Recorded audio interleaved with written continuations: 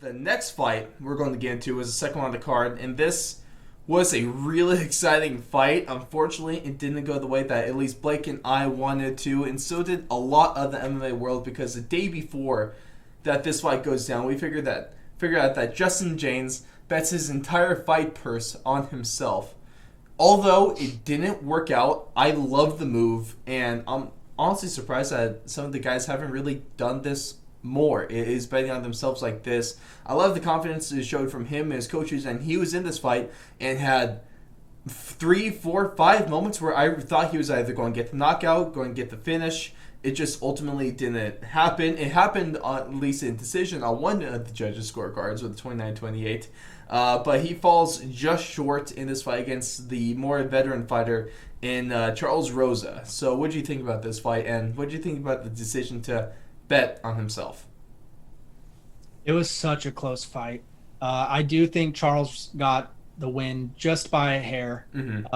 Even though Justin kind of looked like he looked like the more dangerous fighter on the feet for sure, but it just Hands seemed down, like man. but it Hands just down. seemed like Rosa was more of the all-around, like you said, veteran, savvy, knew how to win the position battles, knew how to, sustain that pressure on Justin. And unfortunately he didn't get the decision. But props to Charles. He fought a smart fight. He weathered the storm. I mean, especially in the third round, it really looked like that Leon Edwards moment, with Right. Nate Diaz, where he stalked and slapped him and knocked him silly. But unfortunately, Justin didn't get the finish there. In terms of the decision for him betting his show money on himself, I mean, it's his money. He can do whatever he wants with it. Personally, I don't know if I would take that risk, man. I'm very frugal with my money, and I like guaranteeing that I'm at least gonna have a portion of it. Especially But when it's UFC, and it's really not that much in terms of right, what the company's making. true. Dana. But I mean, on that note, I can't explain to you how much I respect. Like I saw, dude, I wanted to tweet this, but I couldn't figure out the right words. I saw it on Twitter. This dude was I don't know if any of you guys are South Park fans out there, but Randy Marsh's, when you got the testicular cancer and he's walking around town with the wheelbarrow. Yes. That basically is how I think of Justin Jaynes, is Right. like just wheelbarrow nutsacking it, man. Like he's built different, man. He's a different breed. Certainly is. Hats off to him for having that much faith in himself. I really do love his sentiment. I think more people need to believe in themselves just like he did to that extent. Because I mean, why not? You only live once, and you get just a couple chances probably to really prove that you're at the pinnacle of what you're trying to perform in. And he put it all out there, left it all on the line. Didn't work for him, but for I'm thinking we didn't hear the last of him yet.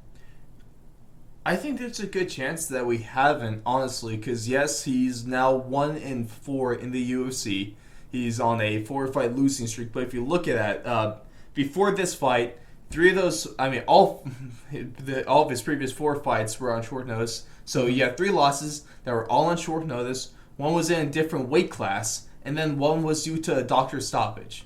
So, I mean, we've seen this before. I can't name specific names, but we've seen it before where there's some guys that they take losses, but there have been short notice fights. So almost like is a thank you for the UFC for filling in. They are a little more lenient on them, So I might just be hopefully optimistic on this, but I think there's a good chance that he still stays in the promotion at least for one more fight. Because at the least, this was a extremely entertaining fight that he was in on. I was gonna say the thing is that's different with a lot of guys that get cut on losing streaks and stuff like that.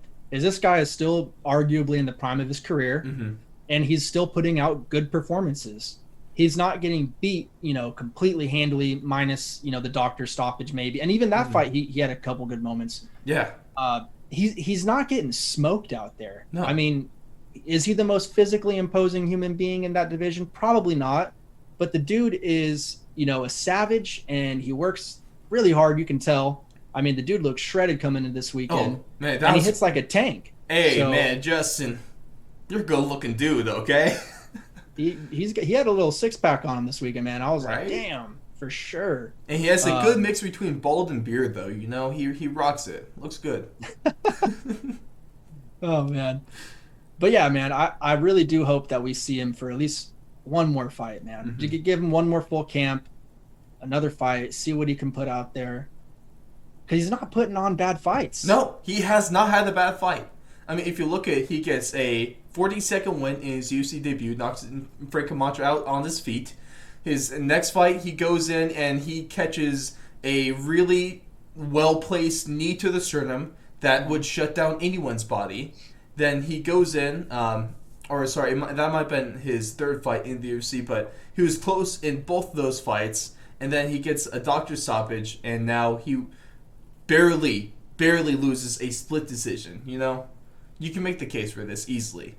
Will it happen? I'm not sure. I'm not Dana White. I'm not Sean Shelby. I'm not anyone in the UFC. Should it happen? And do I hope it will happen? Yes. Yes, hands down. I think the man deserves it. And quite frankly, he deserves a lot more people's respect for this, because understandably, the MMA community is fickle. You want to put it that way.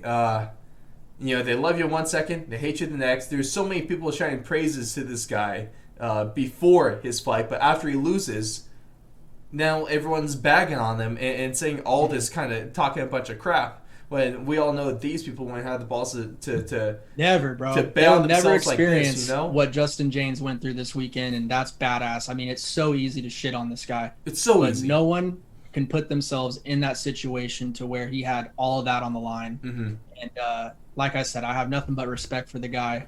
Yes. Don't want to sound too fanboy, but really, I mean, it was awesome. And even though he didn't get the decision, I still respect him a ton. And if you know what this guy's been through and what his journey to the UFC has been like, you'd have a lot more respect for him too.